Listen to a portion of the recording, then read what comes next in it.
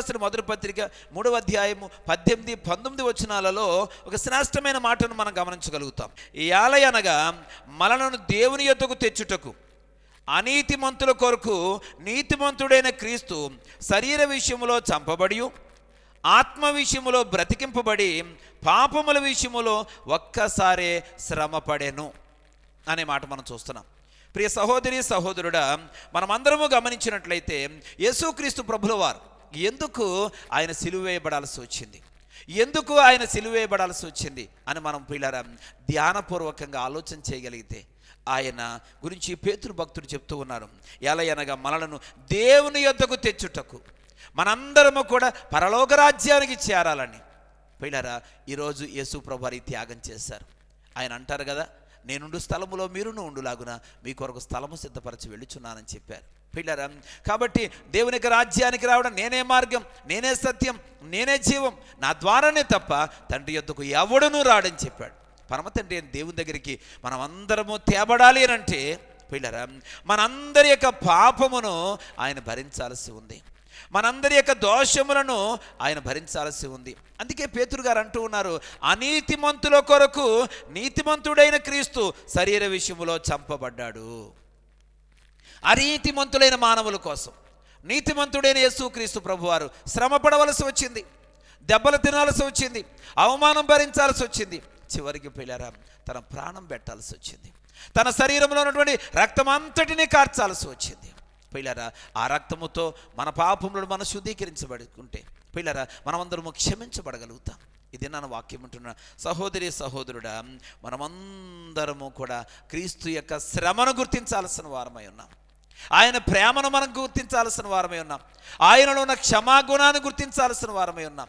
యేసుక్రీస్తు ప్రభువారు కేవలం చెప్పే దేవుడు మాత్రమే కాదు, ఆయన పిల్లరా చేసి చూపించేటువంటి దేవుడు.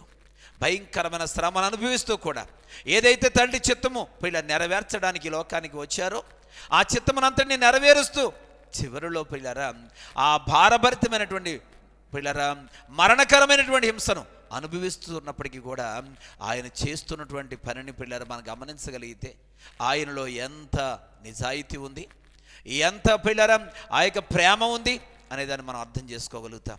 ఈరోజు ఈ మాట వింటున్నటువంటి సహోదరి సహోదరుడా, నీ ఆధ్యాత్మిక జీవితంలో ఎప్పుడైనా ఆలోచన చేస్తావా?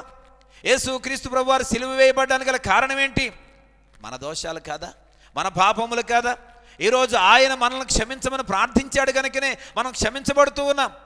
పిల్లర మన దోషములు భయంకరమైనవి, అవి పిల్లర రక్తము వలె ఎర్రనివి, అవి కెంపు వలె ఎర్రనివి.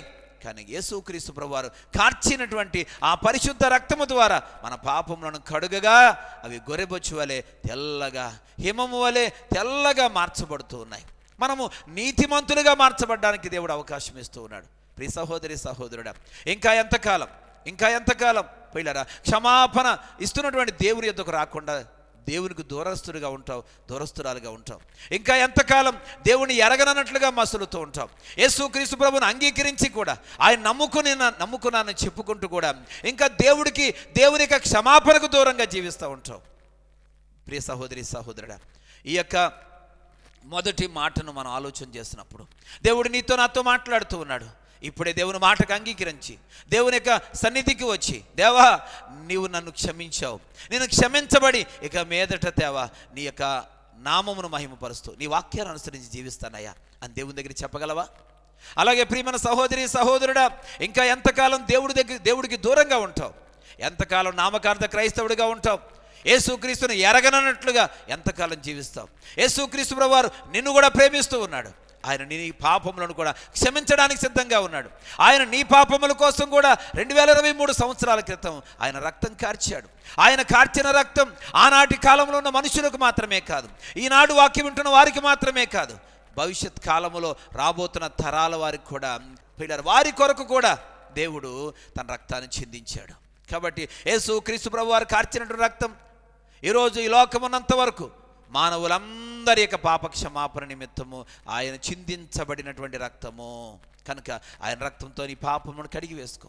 ఇక మీదట పిల్లరా యేసయ్య దగ్గరికి వచ్చి, యేసయ్య నా నిమిత్తమే నువ్వు ఆ పాప భారాన్ని మోస్తావయ్యా, ఏ దోషము నువ్వు చేయలేదు, ఏ పాపము నువ్వు చేయలేదు, అయినప్పటికీ కూడా మానవులమైన మేము చేసిన పాపములను బట్టే, నా దోషమును బట్టే ఈరోజు ఈ భయంకరమైన హింసను అనుభవిస్తూ ఉన్నావు.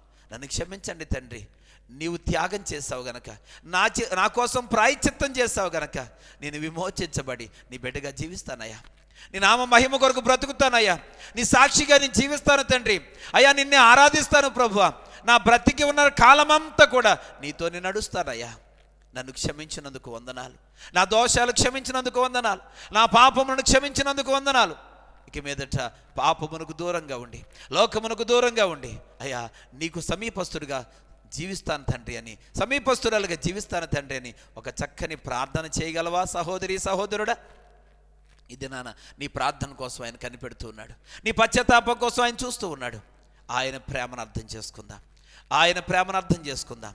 ఆయన చేసిన త్యాగాన్ని మనం అర్థం చేసుకొని త్యాగమునకు ఫలితంగా మారు మనసు పొంది, త్యాగమునకు ఫలితంగా మనం కృతజ్ఞతా హృదయం కలిగి, త్యాగమునకు ఫలితంగా దేవుని ఉద్దేశాన్ని అర్థం చేసుకొని ముందుకు సాగిపోదాం.